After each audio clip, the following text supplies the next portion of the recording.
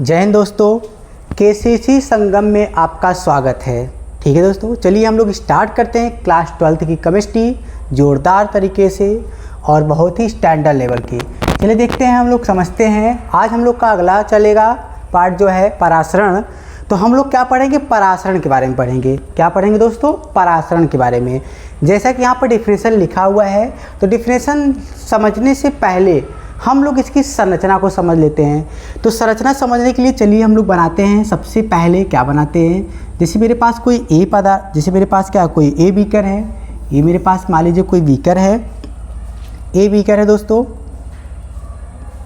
तो देखिए यहाँ पर क्या है, हमारे पास है किसी पात्र, ए पात्र को मैंने लिया और मैंने इधर एक पात्र ले लिया। इस पात्र को मैंने क्या मान लिया? इस पात्र को इसको मैंने माना ए पात्र, इस वाले को क्या मान रहा हूँ?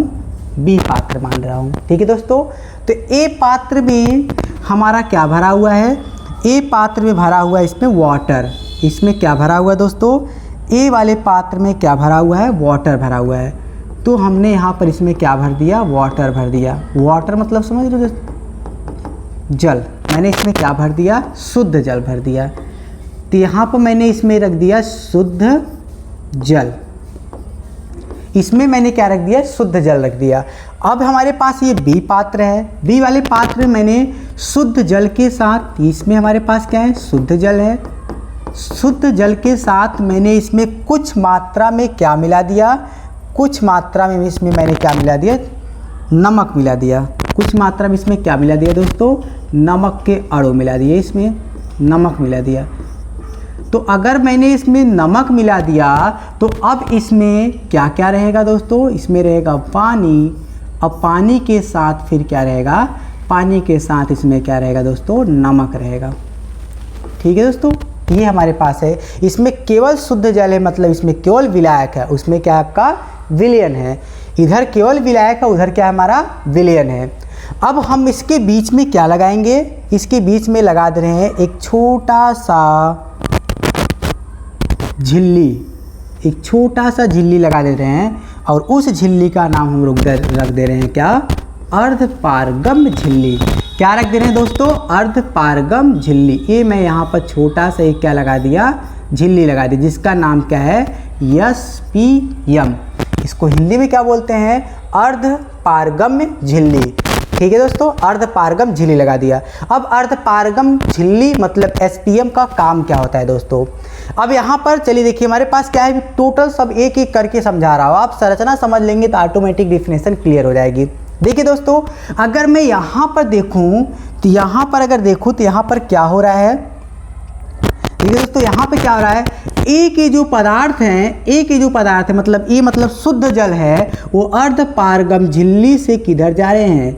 बी की तरफ जा रहे हैं, मतलब विलयन की तरफ जा रहे हैं। ऐसा क्यों हो रहा है इसको भी मैं समझा रहा हूँ। ऐसा इसलिए हो रहा है क्योंकि दोस्तों देखिए, यहाँ पर जो हमने जल लिया, माना जल कितना है? 100 ml है। जल कितना है इसमें? 100 ml है। इसमें भी माना कि जो विलयन इसमें है, ये विलयन भी कितना है? ये विलयन भी कितने हैं दोस्तों? 100 ml ही है। ये विलयन भी 100 ml है।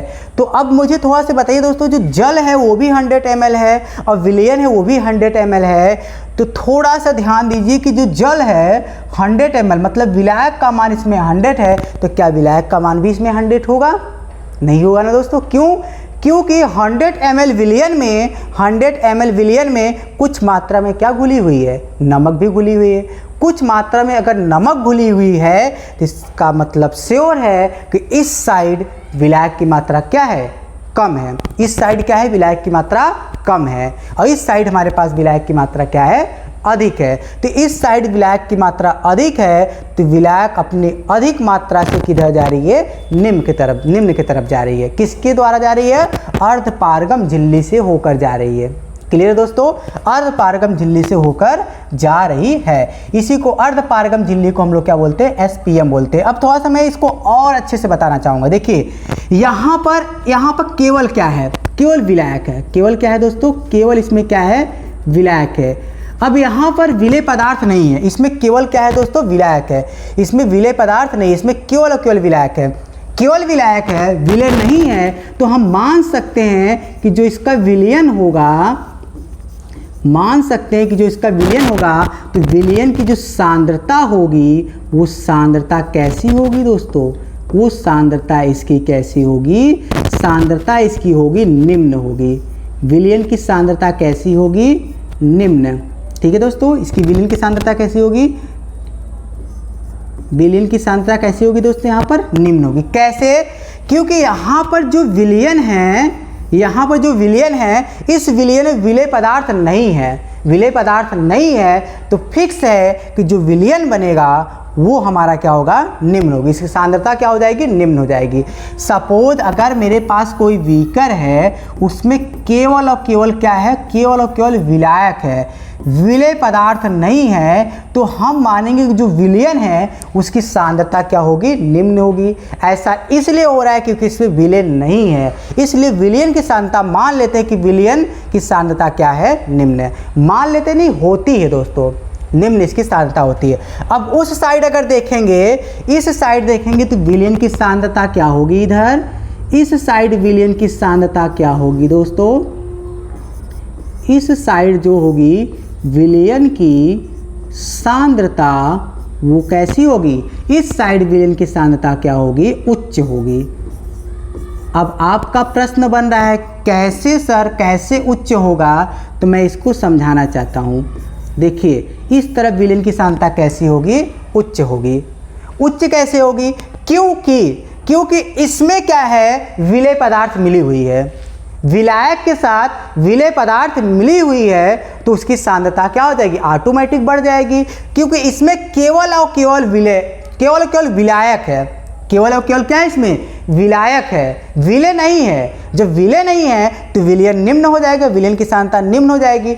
उस साइड क्या है, विलायक की सांद्रता क्या हो जाएगी, उच्च हो जाएगी। ऐसा इसलिए हो रहा है क्योंकि इसमें विलेय पदार्थ मिलाया गया है, नमक भी मिला दिया गया है, इसलिए इसकी सांद्रता क्या होगी, उच्च होगी। और दोस्तों, और मैं इसमें कुछ बताना चाहूँगा, थोड़ा से इसको मैं, देखिए दोस्तों, इसको ध्यान से, बहुत ध्यान से समझना है इसको।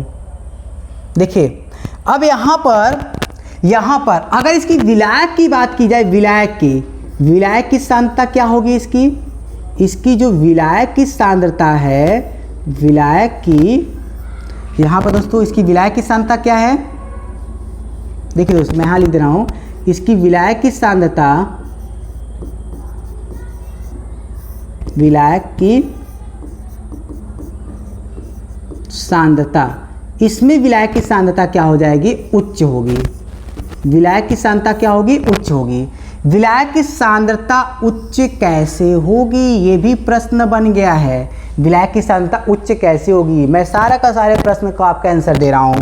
इसमें विलायक की सांद्रता उच्च होगी और इसमें विलायक की सांद्रता क्या होगी, इसमें जो है विलायक की सांद्रता क्या होगी दोस्तों, इस साइड विलायक की जो सांद्रता है, विलायक की सांद्रता, विलायक की सांद्रता इस साइड क्या होगी, निम्न होगी। इस साइड विलायक की सांद्रता क्या होगी दोस्तों, निम्न होगी।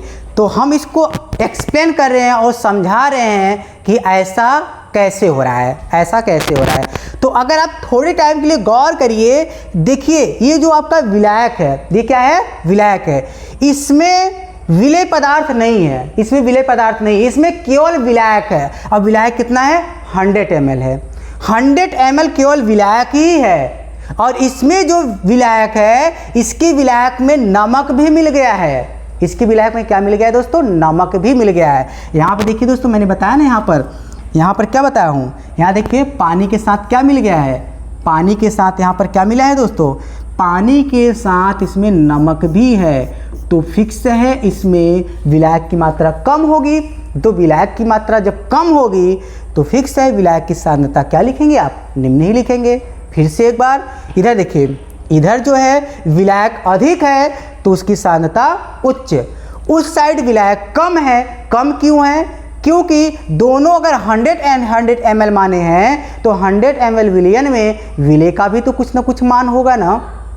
मान लेते हैं विलेय हमारा कितना होगा, 20 ग्राम होगा, विलेय 20 ग्राम होगा तो विलायक कितना बचेगा, 80 ग्राम होगा कि नहीं। लेकिन इधर विलायक कितना है, 100 ml है, 100 ml इधर विलायक है और इधर विलायक माना हमने कितना 80 ml, कितना माना 80 ml, 20 ml क्या मान लेते हैं, नमक मान लेते हैं। तो आप चेक करिए दोनों की तुलना में इधर विलायक अधिक है, इधर विलायक कम है। क्यों कम है? क्योंकि इसमें नमक भी मिल चुका है, इसलिए उधर कम है, तो उसकी सांद्रता क्या हो जाएगी, कम हो जाएगी। क्लियर है? अब अगर आप डिफिनेशन बनाना चाहोगे तो कैसे बनाओगे, विलायक की अपनी उच्च सांद्रता से निम्न सांद्रता की ओर अर्धपारगम झिल्ली से गमन करना या प्रवाहित करना क्या कहलाता है, हमारा परासरण कहलाता है। या फिर आप ये वाला डिफिनेशन बोल सकते हैं, ये वाला, वह प्रक्रिया जिसमें विलायक के अणु कम सांद्रता से, विलायक के जो अणु है कम सांद्रता वाले विलयन से, देखिए क्या कर रहा है, कम सांद्रता वाले विलयन से अधिक सांद्रता वाले विलयन में, अधिक सांद्रता वाले, इधर देखिए इधर क्या है आपके विलयन जो अधिक सांद्रता है, अधिक सांद्रता वाले विलयन में अर्धपारगम झिल्ली से होकर प्रवाहित होना परासरण कहलाता है। क्लियर है दोस्तों? कभी कभी बच्चे हमेशा इसमें कंफ्यूज रहते हैं कि सर मैं विलयन की निम्न सांद्रता से अर्धपारगम झिल्ली द्वारा उच्च सांद्रता की तरफ प्रवाहित हो रहा है, ये लिखूं कि सर मैं ये वाला लिखूं, कौन सा लिखूं? तो आप चाहे इसको डिफिनेशन लिखिए, चाहे आप इसको लिखिए। क्लियर है दोस्तों? दोनों सही है। आप निम्न से उच्च बोल सकते हो या उच्च से निम्न बोल सकते हो। अगर निम्न बोल रहे हो तो विलयन की सांद्रता कैसी होनी चाहिए, कम होनी चाहिए, और इधर विलयन की सांद्रता उच्च होनी चाहिए, तो ये वाला डिफिनेशन बोल सकते हो। या फिर आप ये वाला डिफिनेशन बोलो, विलायक की सांद्रता उच्च से विलायक की सांद्रता अपने निम्न की तरफ हो, इसको भी बोल सकते हो आप। क्लियर है दोस्तों? यहाँ तक किसी को कोई प्रॉब्लम है तो बता दें, यहाँ तक किसी को कोई दिक्कत है तो हमको बता दें। कोई दिक्कत है तो कमेंट कर दें, हम आपको उसको समझा दे रहे हैं और अच्छे से। यहाँ तक कोई दिक्कत है नहीं है। आगे देखिए, इसको हम लोग क्या बोलते हैं, सेमी परमेबल मेम्ब्रेन्स बोलते हैं, मतलब शॉर्ट में हम लोग इसको SPM के नाम से भी जानते हैं। ठीक है दोस्तों, SPM। ओके, तो अब यहाँ पर अर्धपारगम झिल्ली आई थिंक आपको अच्छे से क्लियर हो गया। अर्धपारगम झिल्ली क्या होता है, वो हमारे विलायक के अणु विलयन की तरफ प्रवाहित करते हैं। ठीक है दोस्तों, विलायक के अणु विलयन की तरफ प्रवाहित करते हैं, अर्धपारगम झिल्ली द्वारा प्रवाहित करते हैं। किसके द्वारा प्रवाहित करते हैं दोस्तों, अर्धपारगम झिल्ली द्वारा। अच्छा, अर्धपारगम झिल्ली में थोड़ा सा और बताना चाहता हूँ। जैसे आप लोग देखे होंगे, जैसे हमें कोई चना वना हो गए, चने को पानी में डुबोएंगे, तो पानी में डुबोएंगे तो केवल इसमें वाटर एंट्री करेगा। इसमें क्या वाटर करेगा, एंट्री वाटर मतलब केवल विलायक के अणु एंट्री करेंगे। तो जो छोटे छोटे होल्स होते हैं, उसी को हम लोग क्या बोलते हैं, SPM बोलते हैं, अर्धपारगम झिल्ली। क्लियर दोस्तों? तो अर्धपारगम झिल्ली आई थिंक आप समझ चुके हैं। तो अगला टॉपिक, नेक्स्ट नंबर, अगला नंबर देखिए, इसी को चलिए देखते हैं। नेक्स्ट नंबर क्या है आपका, परासरण दाब है। परासरण दाब क्या होता है, परासरण दाब। तो परासरण दाब सीखने के लिए हम लोग क्या करेंगे दोस्तों, परासरण दाब सीखने के लिए हम इसी को कॉपी कर लेते हैं, इसी को, क्योंकि हमको इसी को बनाना पड़ेगा उसमें भी फिर से, तो हम इसी को कॉपी कर लेते हैं। तो चलिए देखते हैं हम लोग आगे। तो परासरण दाब सीखने के लिए नेक्स्ट पॉइंट पर हम लोग इस पर कॉपी करके इसी पे दिखा दे रहे हैं। देखिए यहाँ पर आ गया। ठीक है दोस्तों, यहाँ पर आपका आ गया। तो चलिए इसको समझते हैं। परासरण दाब, ये आ गया मेरे पास परासरण दाब। इसमें कुछ चीज़ें हैं, उसको मैं मिटा दे रहा हूँ, जो कि इसमें यूजेस नहीं होंगे, तो मैं मिटा दे रहा हूँ। चलिए जाने दीजिए, कोई दिक्कत नहीं, ऐसा भी लिख सकते हो। तो ये हमने परासरण दाब क्या होता है, परासरण दाब वह दाब जो परासरण की प्रक्रिया को रोक देता है, वह दाब जो परासरण की प्रक्रिया को रोक देता है, परासरण दाब कहलाता है। इसे पाई से प्रदर्शित करते हैं। क्लियर दोस्तों? हम देखो ये भी डिफिनेशन लिख सकते हैं, जो विलायक के प्रवाह को रोकता है उसे हम लोग क्या कहते हैं, परासरण दाब कहते हैं। अब देखिए दोस्तों, इधर से विलायक जा रहा है कि नहीं जा रहा है, इस साइड से विलायक जा रहा है ना, इस साइड से विलायक जा रहा है, इधर विलय के अणु इधर जा रहा है कि नहीं, देखिए ए से बी की तरफ जा रहा है कि नहीं। तो अगर ए से बी की तरफ ए के जो अणु है बी की तरफ जा रहे हैं, तो इसी को रोकता है। कौन रोकता है, परासरण दाब। यहां देखिए क्या है, विलायक के प्रवाह को रोक दे रहा है। अगर विलायक इधर से इधर जा रहा है तो इसी को प्रवाह को क्या कर रहा है, अगर हमारा विलायक जो है वो ए से बी की तरफ जा रहा है तो इसी को रोकेगा, ए वाले पदार्थ को, मतलब विलायक वाले पदार्थ को रोक देगा। इसी को हम लोग क्या कहते हैं, पराशरण दाब कहते हैं। कितना आसान, कितना सरल शब्दों में है, कितना सिंपल है कि सर विलायक के अणु को रोकता है, उसी को हम लोग क्या कहते हैं, पराशरण दाब कहते हैं, जो विलायक के अणु को रोक देता है। तो विलायक के अणु को कैसे रोकेगा, विलायक के अणु को कैसे रोकेगा, कुछ यहाँ दाब लगाना पड़ेगा। तो यहाँ पर दाब, देखिए दोस्तों, यहाँ पर दाब मान लीजिए हमने यहाँ पर कुछ मान लिया पाई दाब लगा दिया। ठीक है दोस्तों, क्या ले लिया, पाई दाब लगा दिया। देखिए यहाँ पर मैंने क्या लगा दिया, पाई दाब लगा दिया। ठीक है दोस्तों, तो यहाँ पर मैंने क्या लगा दिया, इसमें मैंने दाब लगा दिया। वो दाब क्या है आपका, एक पाई दाब है। जब मैं इधर से दाब लगाऊंगा, इधर से प्रेशर लगाऊंगा, इधर से पाई दाब लगाऊंगा, तो जल्दी बताओ दोस्तों, जल्दी बताओ, जब मैं इधर से दाब लगाऊंगा तो इधर विलायक के प्रवाह को क्या कर देगा, ये रोक देगा ना। कैसे रोकेगा, क्योंकि इधर से जो अणु इधर जा रहे हैं, अगर मैं इधर से प्रेशर लगाऊंगा तो क्या होगा, जैसे से दाब लगाऊंगा वो क्या होगी, पराशरण की प्रक्रिया क्या कर देगी, रोक देगी। अगर पराशरण इधर से इधर जा रहा है तो ऊपर से अगर दाब लगेगा तो इस प्रक्रिया को क्या कर देगा, ये रोक देगा। कौन, पराशरण दाब। पराशरण दाब क्या आता है, एकदम छोटे शब्दों में बता दे रहा हूं, पराशरण दाब जो है वो पराशरण की प्रक्रिया को रोक देता है। अब पराशरण क्या होता है, जो विलायक के अणु विलयन की तरफ जा रहे थे, जो विलायक के अणु विलयन की तरफ जा रहे थे, उसी के अणु को पराशरण दाब क्या कर दिया, रोक दिया। उसी को हम लोग क्या कहते हैं, पराशरण दाब कहते हैं। इससे किसे प्रदर्शित करते हैं, पाई से। और मैं आपको समझाना चाहता हूं कि जो पाई है ना, वो समानुपाती किसके है, सी के। सी मतलब यहाँ पर क्या है, मोलरता है। ठीक है दोस्तों, सी मतलब क्या है, मोलरता या फिर सांद्रता बोल सकते हो। क्लियर दोस्तों। अब यहाँ पर जो पाई है वो समानुपाती किसके है, सी के है। पाई हमारा समानुपाती किसके है, सी के। और पाई समानुपाती किसके दोस्तों, पाई और किसके समानुपाती है, आप लोग बताइए दोस्तों, पाई किसके समानुपाती है, क्या हो सकता है इसमें, पाई और किसके समानुपाती है। तो पाई यहाँ पर हमारे पास पाई समानुपाती यहाँ पर जो है वो टी के भी है। टी मतलब क्या होता है दोस्तों, टी मतलब क्या होता है यहाँ पर, टी मतलब बताइए। तो यहाँ पर जो हमारा टी क्या है, ताप है। टी क्या हमारा क्या यहाँ पर है दोस्तों, ताप है।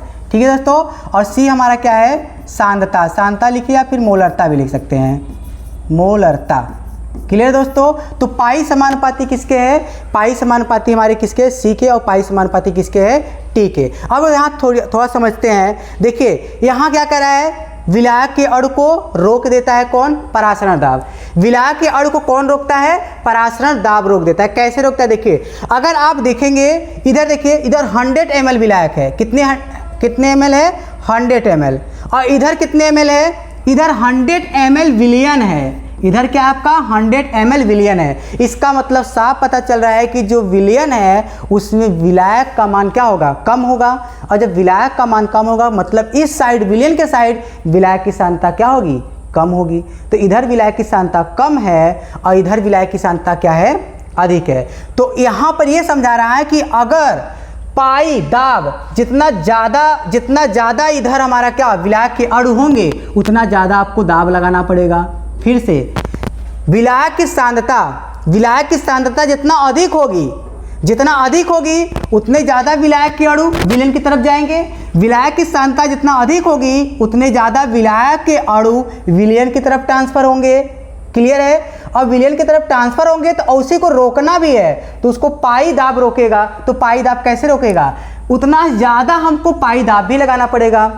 क्लियर है कि नहीं। फिर से अगर आप सांद्रता बढ़ाओगे तो दाब भी आपको क्या करना पड़ेगा, बढ़ाना पड़ेगा, तभी जाके रुकेगा ना विलायक के अणु। तो इसीलिए यहाँ पर क्या है, पाई समानुपाती किसके है, सी के है।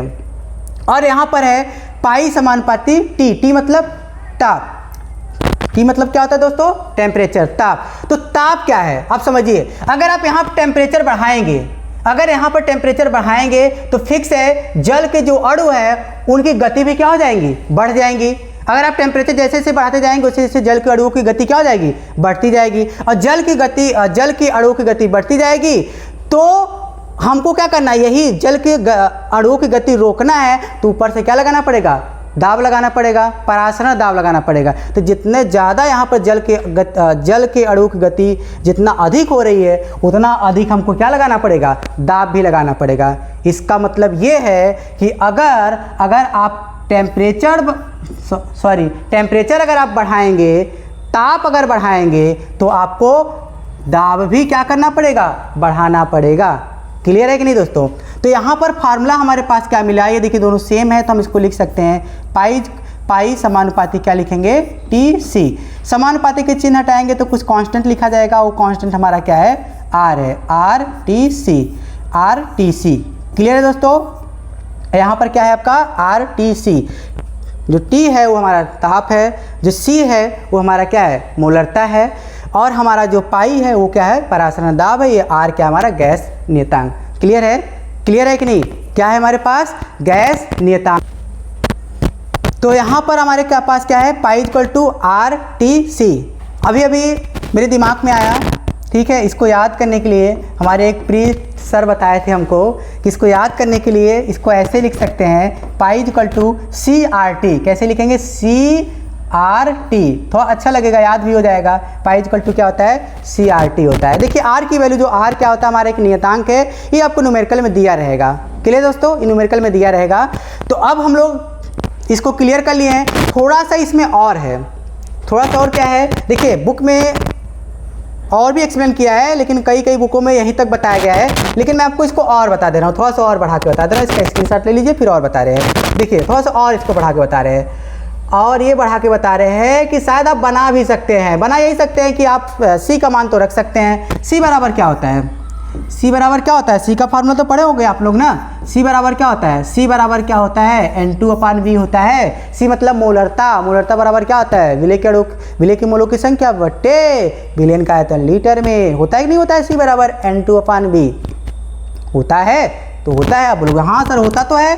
तो आप अब देखो, ये विलेय की मोलों की संख्या है, और विलेय की मोलों की संख्या बराबर होता है weight by mass, molecular mass, मतलब भार बटे अणुभार। होता है कि नहीं होता है, वेट बाई मॉलिक्यूलर मास। मतलब विलेय का है तो हम लोग यहाँ पे क्या लगाएंगे, 2 लगाएंगे। तो हम यहाँ लिख सकते हैं, यहाँ पे क्या लिख सकते हैं, पाई इक्वल टू क्या लिख सकते हैं, पाई इक्वल टू यहाँ लिखेंगे हम, क्या लिखेंगे आर, और यहाँ लिखेंगे टी, और सी की जगह क्या लिख सकते हैं, सी की जगह क्या लिख सकते हैं, पहले तो हम सी की जगह लिख सकते हैं N2 क्या लिख सकते हैं, V लिख सकते हैं। V को इधर करेंगे तो क्या लिखेंगे, पाई V इक्वल टू क्या लिखेंगे, पाई V इक्वल टू क्या लिखेंगे, यहाँ लिखेंगे RT, और N2 का मान क्या लिखेंगे, N2 का मान हम लोग लिखेंगे W2/M2। तो ऐसा भी फार्मूला बना सकते हैं। क्लियर है कि नहीं, कितना आसान है, देख लीजिए। पिछला चीज़ें पढ़े रहोगे तो आपको एकदम मक्खन लगेगा। पिछला चीज़ें अगर अच्छे से पढ़ोगे तो अगला चीज़ें एकदम मक्खन जैसा लगेगा। अब पिछला नहीं पढ़े रहोगे तो फिर कहोगे जी सर ये क्या बता रहे हैं सर आप, थोड़ा और अच्छे से बताइए। तो और अच्छे से क्या बताऊँ, ये सब सारी चीज़ें तो एक्सप्लेन पीछे कर दिया गया है कि मोलरता का फार्मूला ये होता है। मोलरता यहाँ पर सी बराबर हम यहाँ पर रखेंगे तो यहाँ पर मिल जाएगा। क्लियर है दोस्तों। अभी हम लोग क्या करेंगे, अभी हम लोग इसको क्या करेंगे, थोड़ा से इसको कॉपी करके फिर से अगले वाले में ले चलते हैं, या फिर से बनाना पड़ेगा। चलिए मैं कॉपी कर दे रहा हूँ, इसको कॉपी करते हैं।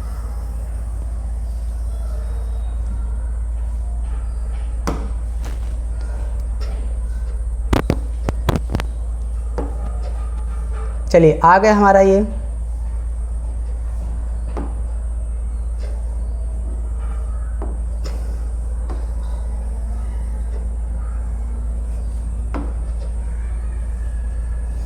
इसको बार बार बनाने से अच्छा मैं कॉपी करके यही ले लूं।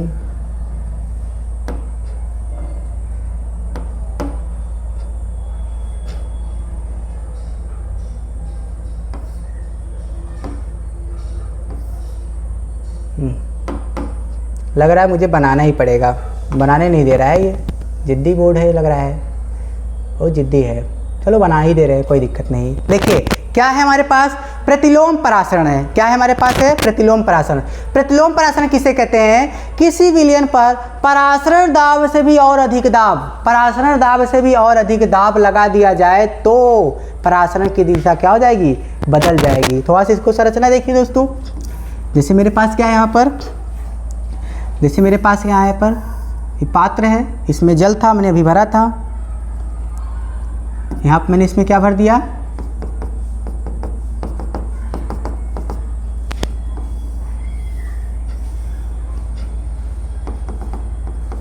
इसमें भी जल है, लेकिन ये जल कैसा है, ये जल हमारे समुद्री जल है।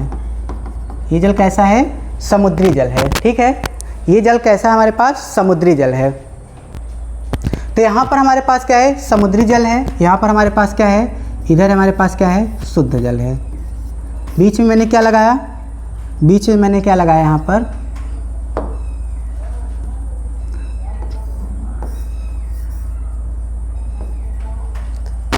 बीच में मैंने इसमें लगा दिया अर्धपारगम झिल्ली। अर्धपारगम झिल्ली ये हमारे पास क्या है, शुद्ध जल है। इसमें मैं थोड़ा सा नल उल बना दे रहा हूँ, और ये मैं थोड़ा से ग्लास भी बना दे रहा हूँ ताकि इसमें आप पानी पी लीजिए लेके। ठीक है, तो यहाँ पर हमारे पास क्या है, शुद्ध जल। इधर शुद्ध जल है और इधर मेरे पास क्या है, समुद्री जल है। तो समुद्री जल है। अब अगर हम क्या करेंगे, देखिए डिफिनेशन में क्या बोल रहा है, किसी विलयन पर परासरण दाब से भी अधिक दाब लगाना पड़ेगा। परासरण दाब, परासरण दाब क्या कर रहा था, परासरण को क्या कर रहा था, रोक रहा था। लेकिन अब हम लोग क्या पढ़ेंगे, प्रतिलोम परासरण पढ़ेंगे। प्रतिलोम परासरण, जिसको इंग्लिश में क्या बोलते हैं, क्या बोलते हैं, रिवर्सिबल ऑस्मोसिस। मतलब इसको हम लोग शॉर्टकट में क्या बोलेंगे, RO। RO वाटर पढ़े कि नहीं पढ़े हो आप लोग, RO वाटर के बारे में जानते हो, पढ़े नहीं हो जानते, लेकिन जानते तो होगे ना, जानते हो RO वाटर। RO वाटर कैसे होता है शुद्धिकरण, ऐसे ही होता है RO, रिवर्सिबल ऑस्मोटिक। मतलब पानी रिवर्स होके जाता है, उसमें क्या होता है, उसको शुद्ध करता है। तो अब हम लोग क्या करेंगे, ये हमारे पास क्या था, पाई था। पाई जानते हो आप लोग क्या था, दाब था। कौन सा दाब था, परासरण दाब था। तो परासरण दाब से भी अधिक दाब लगाएंगे, परासरण दाब से क्या लगाएंगे, अधिक दाब लगाएंगे, तो हमारे जो ये परासरण की दिशा को क्या कर देगा, चेंज कर देगा। जैसे परासरण दाब हमने पढ़ा था अभी, परासरण दाब किधर जा रहा था, A से B की तरफ जा रहा था। परासरण दाब किधर, परासरण दाब जो था वो क्या था, A से किधर जा रहा था, B की तरफ जा रहा था। लेकिन अब हम क्या करेंगे, परासरण दाब से भी अधिक दाब लगाएंगे, तो क्या कर देगा, उसकी दिशा को चेंज कर देगा। अब यहाँ पे क्या, जैसे आप लिखा हूँ परासरण दाब क्या है, इससे अधिक लगाएंगे, परासरण दाब से भी अधिक दाब लगाएंगे, तो इसकी दिशा को क्या कर देगा, परासरण दाब की दिशा को क्या कर देगा, चेंज कर देगा। और जो वाटर हमारा इधर से इस साइड से इधर जा रहा था, अब क्या होगा, यही रिवर्स हो जाएगा, इसीलिए तो इसका नाम है रिवर्स। अब क्या हो जाएगा, ये रिवर्स हो जाएगा, अब इधर से इधर जाने लगेगा। कैसा वाटर जाएगा, समुद्री जल। और समुद्री जल जाएगा तो यहाँ पर क्या लगाया आपका, SPM लगाया है। SPM में क्या होंगे, विलेय पदार्थ के कण क्या हो जाएंगे, रुक जाएंगे। केवल किसके पदार्थ जाएंगे, विलायक के। विलेय पदार्थ के कण यहीं पर रुक जाएंगे, केवल विलायक जाएंगे, और केवल विलायक जाएगा तो आपको क्या मिलेगा, शुद्ध जल मिलेगा। और शुद्ध जल लेके आप गिलास से आराम से पी लीजिए, और आराम से तबीयत एकदम बढ़िया हरियर रहेगा। ठीक है, क्लियर है। तो अभी हम लोग क्या पढ़ लिए इसको, ये हमारे पास है प्रतिलोम परासरण। प्रतिलोम मतलब क्या होता है, उल्टा। परासरण आपने पढ़ा ही है। इसका प्रयोग कहाँ होता है, समुद्री जल के विलवणीकरण में किया जाता है। क्लियर दोस्तों, ये टॉपिक क्लियर हो गया। एक टॉपिक और है, छोटा सा है, इसको मैं इसे समझा दे रहा हूँ। देखिए, असामान्य मोलर द्रव्यमान। असामान्य मोलर द्रव्यमान क्या होता है, जब किसी आयनिक पदार्थों को जल में घोला जाता है, जैसे NaCl है, अगर इसको जल में घोल देंगे तो यह आयनों, यह क्या है दोस्तों, यहाँ पर यह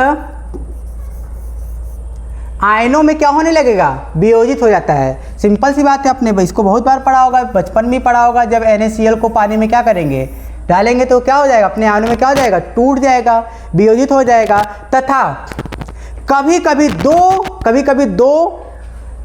ये क्या होता है, दो आपस में मिलकर द्वितीयक अणु बना लेते हैं, तो उसे सामान्य मोलर द्रव्यमान कहते हैं। तो उसे क्या कहते हैं, सामान्य मोलर।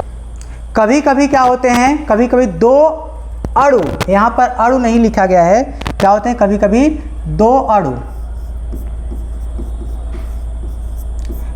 दो अणु आपस में मिलकर द्वितीयक अणु बना लेते हैं तो उसे हम लोग क्या कहते हैं, सामान्य मोलर द्रव्यमान कहते हैं। इस पे दोस्तों न्यूमेरिकल ज़बरदस्त आएगा, तो हम लोग इस पे न्यूमेरिकल पर डिस्कस करेंगे ज़्यादातर। ठीक है दोस्तों, यहाँ पर फार्मूला आपका है ये।